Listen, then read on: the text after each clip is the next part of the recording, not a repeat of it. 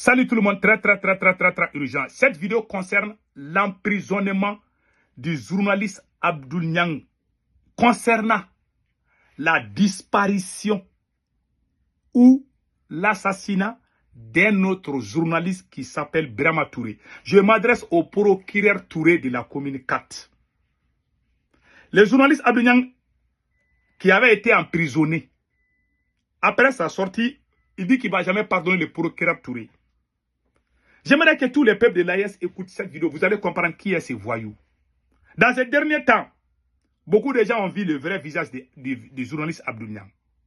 Un escroc, un menteur, un manipulateur, un vaurien. Je vous laisse écouter ce qu'il a dit par rapport. J'aimerais que le procureur Touré écoute ce que j'ai dit. Et que je ne pardonnerai jamais. Oui, procureur Touré ka baradode. Voilà. Il dit que la seule chose qu'il ne pardonnera jamais dans sa vie est un acte que le procureur Touré a posé contre lui. Quel est cet acte? Il va expliquer. Birama Touré, la disparition des journalistes Birama Touré. Lui, il avait fait une émission. Après, on l'a appelé. Ils l'ont emprisonné.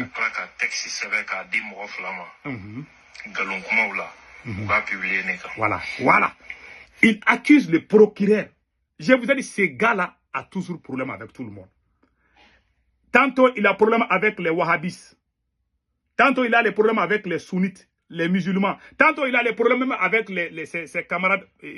Aujourd'hui, il dit que le procureur l'a emprisonné. Et puis, le procureur a écrit des bouts de notes pour donner ça aux gens des réseaux sociaux pour gâter son nom. J'aimerais que le procureur intervienne dans cette affaire-là. Procureur, il faut envoyer cette vidéo au procureur Touré là. Abdoul Niang vous accuse de... Il dit que c'est vous qui l'avez emprisonné et puis gâté son nom. Sur du faux et usage faux. Parce que son nom est toujours au tribunal là-bas. Son dossier n'est pas encore fermé. Son nom même était à l'aéroport à un moment donné où il pouvait... Abdoul Niang ne pouvait même plus sortir au Mali à un moment donné là. Je ne sais pas s'il a pu régler. Il est devenu se faire passer comme les grands défenseurs de Assimi Goïta, alors qu'il était en prison au début de la transition. Il a fait plusieurs temps en prison, hein, parce qu'il a été accusé de complice pour l'assassinat d'un journaliste. C'est ce dossier-là qui le suit jusqu'à présent. Donc il est en colère aujourd'hui. Je ne sais pas si on veut l'emprisonner encore ou pas. Il est sorti encore aujourd'hui. Il est en train d'accuser le procureur Touré. Écoutons les restes. Au dossier, phobie. Allez, n'est qu'un avocat dans le dossier, même mon avocat ne sait même pas. Dossier est rabbi, allez, à 8 francs qu'elle a mis, en décembre qu'on y a donc, quand on a transformé. Ils ont transformé ses propos. Il dit qu'il a souffert trop.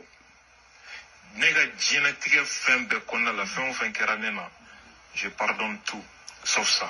Voilà. Il dit qu'il pardonne tout sauf ça. Il dit qu'il sait ce qui est derrière. Il dit que lui il va pas, il va. Il dit que c'est 6. Non, ni avait rétabli. Je n'oublie jamais. Voilà. Il dit qu'il n'oublie jamais, qu'il va toujours se battre contre le procureur. Monsieur le procureur, la balle est dans votre camp. Les journalistes Abdoul Niang, parce qu'il s'agit du journaliste Birama Touré. Voici la photo du journaliste Birama Touré qui a disparu.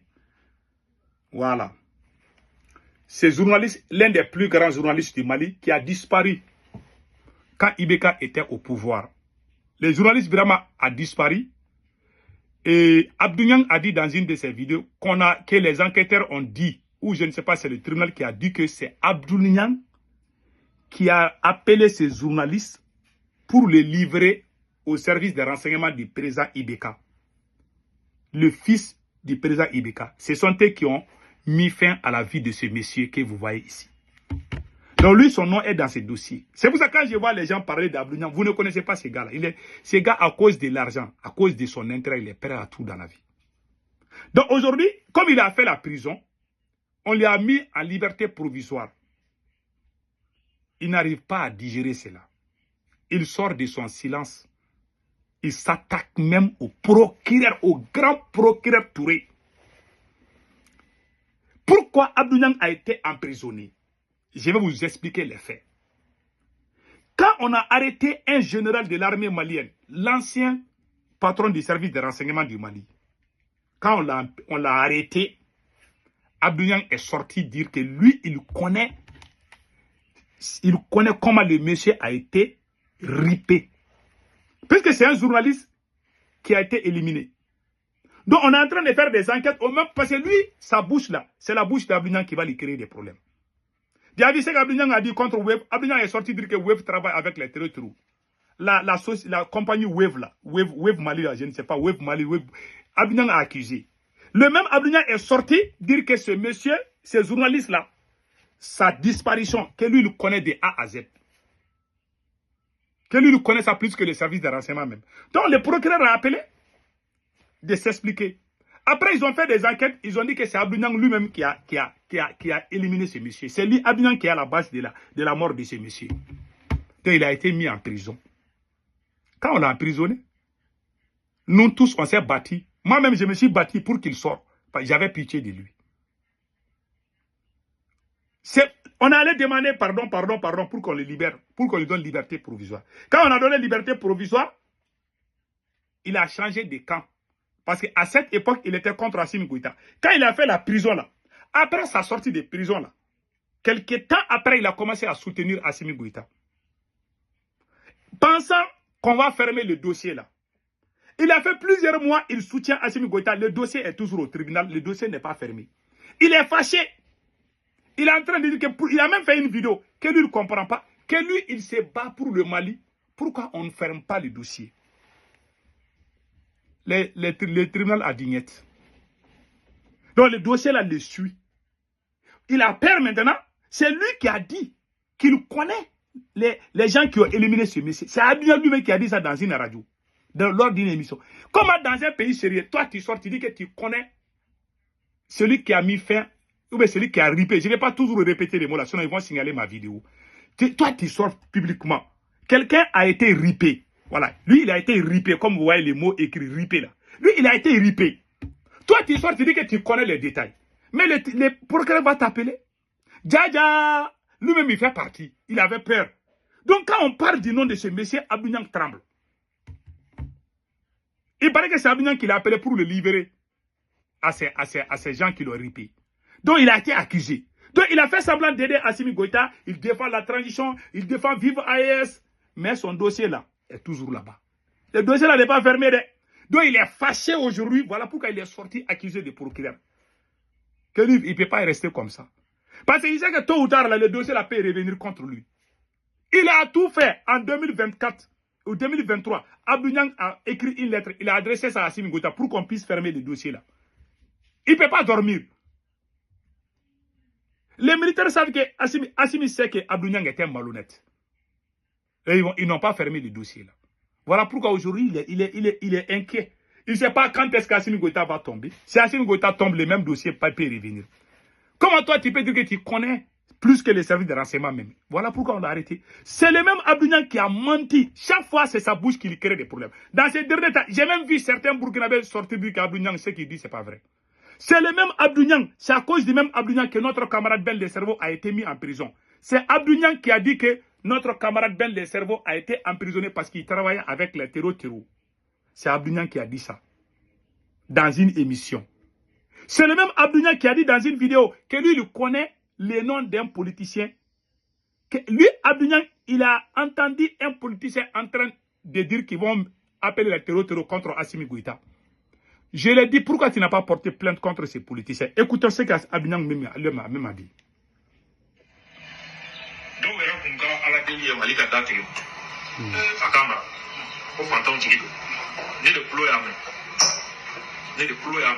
Les preuves existent.